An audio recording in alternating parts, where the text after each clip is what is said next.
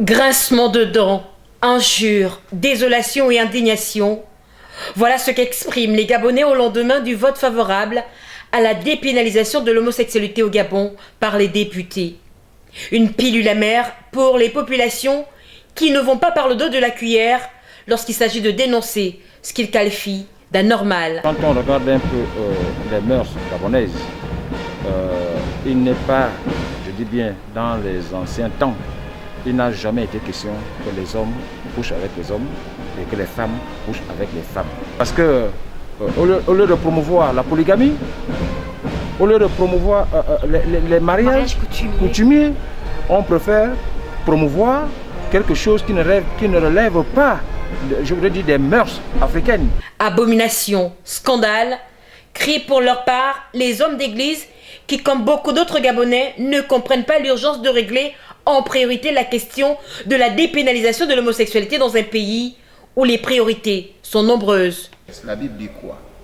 Si un homme couche avec un homme comme on couche avec une femme, ils ont fait tous deux une chose abominable. Ils seront punis de mort, leur sang retombera sur eux. Ils ont fait tous deux une chose abominable, ils seront punis de mort. J'aimerais d'abord ici, si vous me permettez, donner la différence entre le péché et l'abomination. L'abomination est plus grave que le péché. C'est quoi l'abomination? L'abomination, c'est quand un fils couche avec sa mère. L'abomination, c'est quand deux hommes couchent ensemble.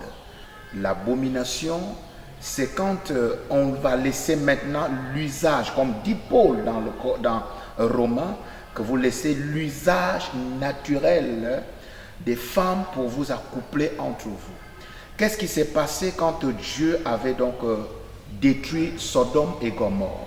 C'est pour ça que je vais répondre en disant, c'est une honte. C'est une honte pour nous et c'est très grave. Et je dirais que nous devons faire très attention. L'histoire nous regarde et l'histoire retiendra qu'en telle période, tel gouvernement, tel chef de gouvernement avait donc légalisé l'homosexualité dans notre pays. Dépénalisation de l'homosexualité, tout le monde en parle. Alors, allons avoir les détails avec ce professionnel du droit. Notre code pénal prévoyait dans son alinéa 5 de l'article justement qui est querellé actuellement que les personnes du même sexe n'étaient pas autorisées à s'amouracher au vu et au su de tout le monde pour des questions de bonnes mœurs. Pénalisation, c'est introduire dans le code pénal. J'espère que vous me comprenez maintenant. Dépénaliser, c'est soustraire du code pénal une infraction qui avait été prévue et qui est assortie d'une peine d'emprisonnement.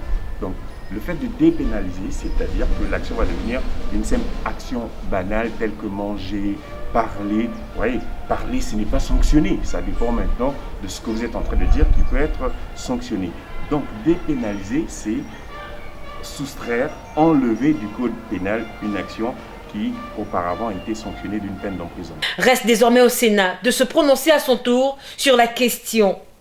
Au Sénat où des sénateurs ont laissé entendre sur les colonnes du site d'information Libreville.com que ce vote favorable à la dépénalisation de l'homosexualité est un avantage dans l'environnement des affaires.